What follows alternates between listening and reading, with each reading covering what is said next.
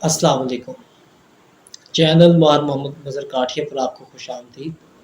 آج کی ہماری ویڈیو پلیجرزم کے بارے میں ہے کہ ہم اپنے مقالے میں پلیجرزم کو کیسے کم کر سکتے ہیں۔ پہلی بات تو یہ ہے کہ ہمارے مقالے میں پلیجرزم آتا کیسے ہے، ہم اس بات کو بھی دیکھیں گے۔ مطلب یہ ہے کہ جب کوئی بھی اسکالر ہے، چاہے وہ بی ایس کا ہے، ایم فل کا ہے، پی ایچ ڈی کا ہے یا ایم ایس کا ہے، جب اس کا مقالہ مکمل ہو جاتا ہے، اس کو کمپوز کرا لیا جاتا ہے۔ کمپوز کرانے کے بعد جو اس کی ایم ایس ورڈ کی فائل ہے، اس کے جو ببلیوگرافی ہے، ٹائٹل پیجز ہیں، وہ نکال کر نگران کو دی جاتی ہے، اور یونیورسٹی میں مطلوبہ بندے کے پاس جس کے پاس اسیس ہوتی ہے وہ اس کو یونیورسٹی میں جو ویب سائٹ انہوں نے خریدی ہوتی ہے ایک ویب سائٹ سے، تو وہ اس پر پلیجرزم کے ذریعے وہ اپلوڈ کرتے ہیں۔ تو پلیجرزم سے فائل جو ہے وہ اس سے ان کو معلوم ہوتا ہے کہ آپ کے مقالے میں کتنے فیصد پلیجرزم آ چکی ہے۔ عموماً یہ ہوتا ہے کہ ایم فل کے لیے 11% اور پی ایچ ڈی کے لیے 19% جو ہے یہ پلیجرزم آنے اگر آپ کے تھیسس میں آ جاتی ہے تو اس کی اجازت ہے۔ اگر اس سے آپ سے زیادہ تجاوز کرتے ہیں تو آپ کو اس کو منع کرنے اور کم کرنے کا جو طریقہ کار ہے اس کو عمل لا کر آپ کو کم کرنا ہوگی، اور اس مطلوبہ گنجائش سے نیچے آ کر آپ کو رپورٹ دوبارہ لینا ہوگی، اور تب جا کے آپ کا مقالہ جو ہے وہ جمع ہو سکے گا۔ پہلی بات یہ ہے کہ ہمارے تھیسس میں پلیجرزم آتی کیسے ہے۔ پلیجرزم جو ہے بعض لوگوں کو جب مطلب کہ تھیسس کا عنوان مل جاتا ہے، کچھ لوگوں کے تھیسس مطلب کہ نائب ہوتے ہیں تو ان کو سارا کام جو ہے بنیادی طور پہ کرنا ہوتا ہے، مطلب پہلی دفعہ وہ کام کو کر رہے ہوتے ہیں۔ لیکن کچھ موضوع ایسے ہوتے ہیں، مثال کے طور پہ اگر آپ کو اقبال کے حوالے سے کوئی عنوان جو ٹاپک مل جاتا ہے، آپ اس پہ کام کرتے ہیں، یا آپ بیتیوں کے حوالے سے یا تنقید کی تھوڑی سی روایت کے حوالے سے یا غزل کے حوالے سے، تو آپ اس میں سے جو پہلے کام ہو چکا ہے تو ایسے ہی کافی آپ کو جو آپ کے فصول ہیں یا آپ کا مطلوبہ ڈیٹا ہے وہ اس سے مطابقت رکھتا ہے۔ آپ کیا کرتے ہیں، آپ اسی کو اٹھاتے ہیں منوان اور پیسٹ کر دیتے ہیں۔ تو جب وہ ڈیٹا جو پہلے سے مطلب کہ پبلش ہو چکا ہے تو آپ دوبارہ اس کو لکھ کر اپنے نگران کو دیں گے، جو ہی چیک ہوگا تو وہ جو آپ نے منوان ڈیٹا اٹھایا ہوتا ہے وہ فیچنگ میں آ جاتا ہے۔ اس طرح آپ کا جو مطلوبہ ڈیٹا ہے وہ فیچنگ میں آئے گا، تو آپ کی جو پرسنٹیج ہے وہ 11 سے بڑھ کر زیادہ ہو جائے گی۔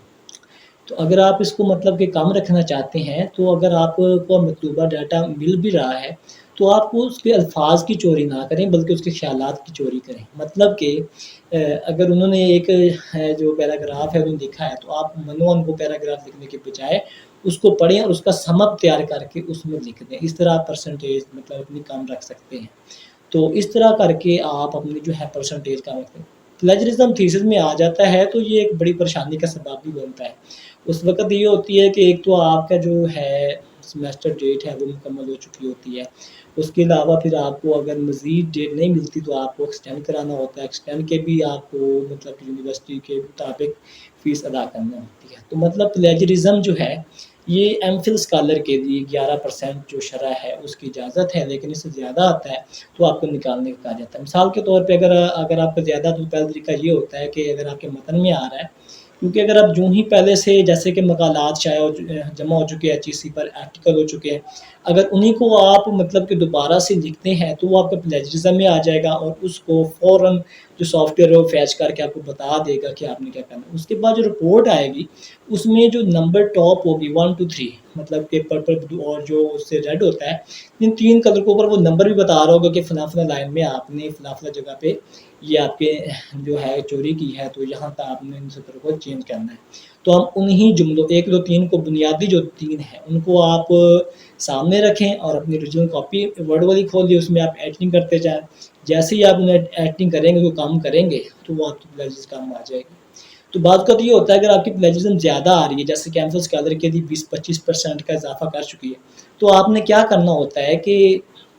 جو اقتباسات آپ نے دی، جیسے کہ آپ کا ایک افسانے پہ آپ کام کرتے اس میں سے اقتباس لگائے ہیں تو آپ کو وہ نکال دیتے ہیں، جو اقتباسات ہیں مصنف کے افسانہ نگار کے وہ آپ نکال دیتے ہیں، تو مطلوبہ جو آپ کے پاس ڈیٹا بچے گا پھر اس کو چیک کروایا جاتا ہے کہ پلیجرزم کام ہوا ہے یا نہیں۔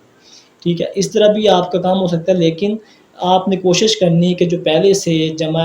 شدہ مقالات ہیں، آرٹیکلز ہیں، ان سے بچنا ہے۔ تو آپ نے اس کو لکھنا ہے۔ اگر آپ نے لکھنا بھی ہے تو آپ اس متن کو پڑھیں اور اس کا سم اپ لکھیں، نہ کہ اس کی ہر بات جو ہے نا جو ہو بہو الفاظ اس کی کاپی کریں، جیسے کہ عموماً اسکالر جب اسائنمنٹ کا موقع ہوتا ہے تو اس وقت وہ لکھتے ہیں، لیکن اس میں مطلب وہ کافی ایک جو تسلسل سے چلتے آ رہے ہوتے ہیں تو پیچھے سے پھر مار بھی کھاتے ہیں یا کہ وہ پھنسنے کی کوشش بھی کرتے ہیں۔ لیکن آپ نے اس حوالے سے کوشش کرنی ہے کہ جو پہلے سے ایچ ای سی پر آرٹیکل مطلب کہ لگ چکے ہیں، ان کی ویب سائٹ پہ